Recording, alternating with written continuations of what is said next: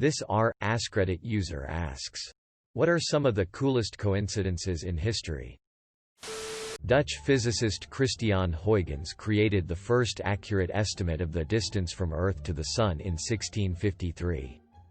His math had a critical assumption based on numerology. That Venus was the same size as Earth. This is, by pure luck, roughly true. Sometimes it's better to be lucky than good. The star Betelgeuse is believed to be a red supergiant hundreds of light-years away. However, several characteristics match those of a hypothetical red dwarf in orbit around the Sun. It has the same color as a red dwarf. Its apparent magnitude, brightness, corresponds to that of a red dwarf at a distance of 2 light-weeks from the Sun, which is an appropriate distance for a star in a multiple star system. Its position in the sky is located in the vicinity of the solar plane, which is where the planets of the solar system have formed, suggesting that it too came from the primordial accretion disk that formed the solar system. Its high proper motion is consistent with a stellar companion in orbit around the Sun. The nearest Sun-like star to our Sun is Alpha Centauri, and it happens to have a red dwarf companion named Proxima Centauri, which from a planet orbiting Alpha C would appear like Betelgeuse does in our sky. Gravitational perturbations that cause comets to fall toward the inner solar system have been attributed to a 9th planet that has never been located. However, the perturbations are consistent with a much larger mass at a far greater distance, such as a red dwarf companion star. Most stars are in multiple star systems. It would make sense if the Sun was in one too. Betelgeuse is a highly variable star. Most variable stars are red dwarfs.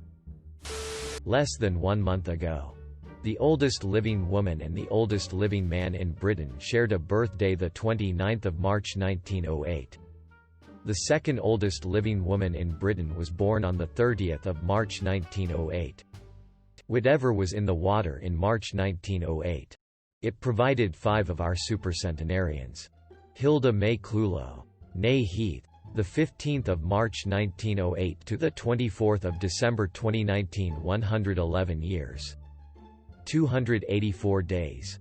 Joan Eileen Hawkard, the 29th of March 1908, living 112 years, 66 days. Robert Wayton, the 29th of March 1908 to the 28th of May 2020, 112 years, 60 days. Alfred Smith, the 29th of March 1908 to the 3rd of August 2019, 111 years, 127 days. Violet Davies Evans, the 30th of March 1908 to the 5th of May 2020, 112 years, 36 days. 2 people who looked the same and had the same name, first and last, were sentenced to the same time in the same prison. What were their names? The Simpsons predictions. As in, edit. Look, I don't give a st about internet points. But whoever is downvoting for someone asking for some examples needs to have a word with themselves. How the Simpsons predicted 9/11. Trump and Disney Fox. I always thought the 9/11 prediction was grasping. They didn't predict anything, they just slapped $9 on a simple advertisement of New York. But the others were pretty good though, even the Yardwork Simulator. Brian May had to deal with hepatitis and he nearly died from a perforated ulcer during the making of Sheer Heart Attack. He then had his own heart attack nearly 46 years later. -40 degrees Celsius is equal to -40 degrees Fahrenheit. Not really a coincidence, as there was bound to be a temp where they were equal. In war, there was a ship that was made to look like one of their enemy ships in hopes that they could surprise the enemy. The first ship the imposter ship met was the one it was impersonating. The imposter ship lost. Can't find a better way to explain. Sorry. Yeah, that one merchant raider German ship that tried impostoring the British ship in World War I is a pretty funny story.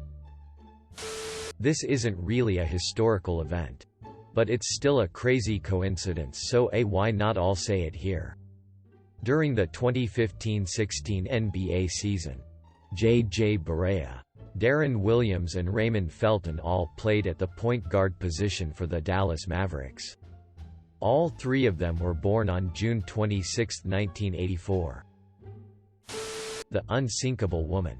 Violet Jessup was an ocean liner nurse who is known for surviving the disastrous sinkings of RMS Titanic in 1912, and her sister ship HMHS Britannic in 1916. In addition, she had been on board RMS Olympic, the eldest of the three sister ships, when it collided with a British warship, HMS Hawke, in 1911. Could you check the manifest for a Jessup? Oh, she's on board? Then I'll take the next ship. Quote, who else read this as The Unskinnable Woman? Well, she did have a close encounter with a spinning boat propeller and lived to tell the tale. The whole John F. Kennedy and Abraham Lincoln fact's really trippy. For the last 300 years there has been a pandemic in the 20s of each century. Both versions of Dennis the Menace were created at the same time with no knowledge between either creator. Wait, there are two versions? Yes. The American one and the UK one. Both first appeared on March 12, 1951. You mean, the right one and the wrong one. Of course. Dennis the Menace debuted in March 1951 in the UK as part of a comic strip. Unbeknownst to the creator of Dennis the Menace, another Dennis the Menace that was totally unrelated debuted in the USA that same month. In World War I, a German ship tried to run the British blockade by disguising itself as a British ship. But the first ship they came into contact with was the one they disguised themselves as. Edit. The German ship was the SMS Cap Trafalgar and the British one was the HMS Carmania. Tsutomu Yamaguchi was late for work in August 1945, in Hiroshima, Japan, when he saw an airplane drop a silvery speck into the air. He survived the bombing only to make his way to Nagasaki 3 days later, just as that city was bombed. 2. He survived. He was also literally in the middle of telling his wife and boss what happened in Hiroshima when the second blast occurred. There's no way one bomb could destroy a whole city like that. His boss had scoffed. Then the windows were blown out. That one about a bullet piercing through another bullet. I believe that was the Battle of Gallipoli in WW1. I believe there are several war museums with two bullets fused together from a battlefield. I mean, with the sheer number of bullets being fired in battlefields, especially during the World Wars, I wouldn't say it's too much of a coincidence that there are a few that collide. In 1938, a man was walking next to building when a baby fell from a fourth-story window and struck him in the head and shoulders, cushioning the baby's fall, therefore saving the child. A year later, that same child, now more of a toddler, fell out of the same window and struck that same man walking by the building, once again saving its life. The parallels between Abraham Lincoln and JFK. Thomas Jefferson and John Adams both died on July 4, 1826, the 50th Independence Day. Adams' last words were, "Thomas Jefferson still survives. TJ had died 5 hours earlier.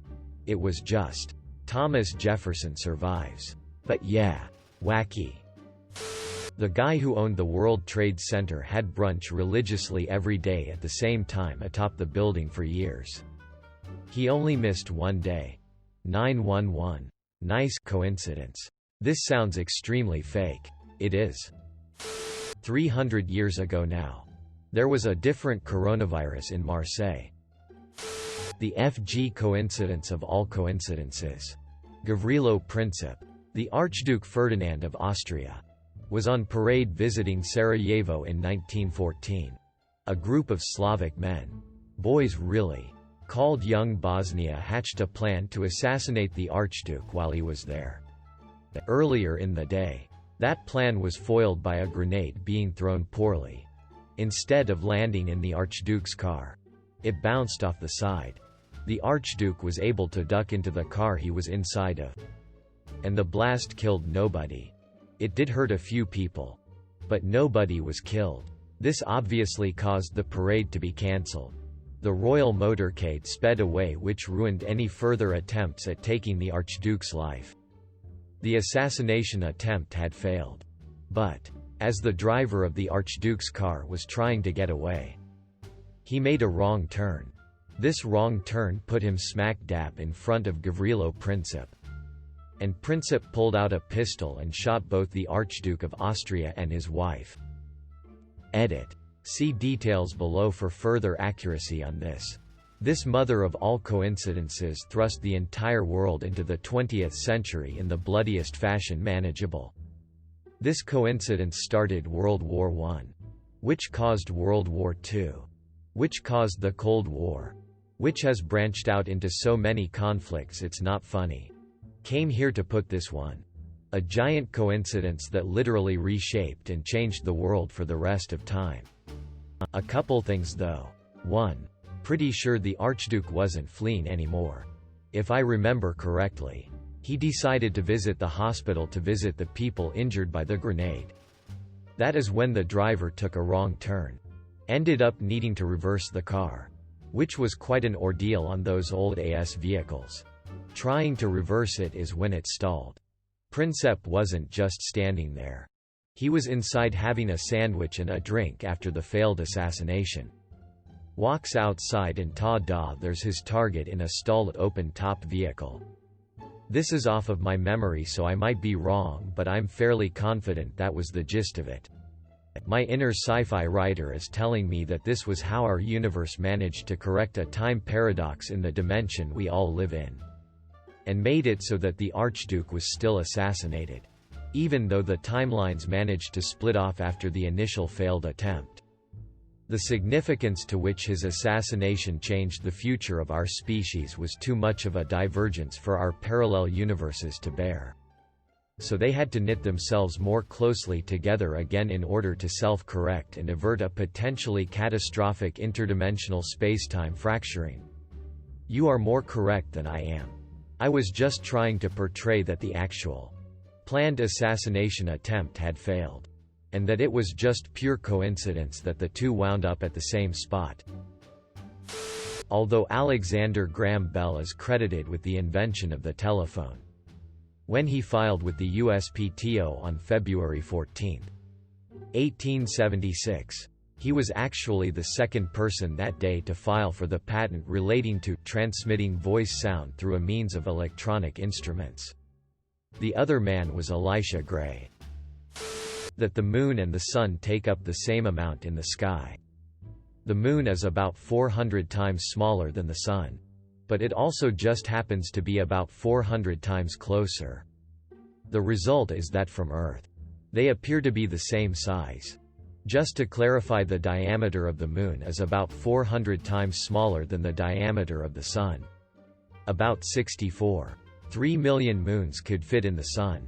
After a quick Google, also after calculating, we found out that 63 Earths can fit in Uranus. Martin Luther King Jr. was born in the same year as Anne Frank and Barbara Walters. That is revealing, is it? I'm old enough and young enough that I found it shocking when I learned that MLK Jr. and Anne seemed like a really long time ago. But Barbara Walters didn't seem very old to me at all. It gave me perspective. This has probably been said already, but the similarities between Abe Lincoln and John F. Kennedy. I don't know all of them, but I'm sure you can look it up and find the odd similarities between dates and even the names of their assassins. The unsinkable Hugh Williams. A ship sank in the Menai Strait off the coast of Wales on December 5, 1664. All 81 passengers died, except one. His name was Hugh Williams. Then on December 5, 1785, another ship with 60 aboard sank in the Menai Strait. The only survivor, a man named Hugh Williams. In 1820, on December 5, a third vessel sank in the Menai Strait. All 25 aboard were drowned except, you guessed it, a man named Hugh Williams. Or, history's most successful serial killer? 1720, 1820, 1920 and now 2020 all had some disease. Thanks for watching. Make sure to like and subscribe to the channel for more videos.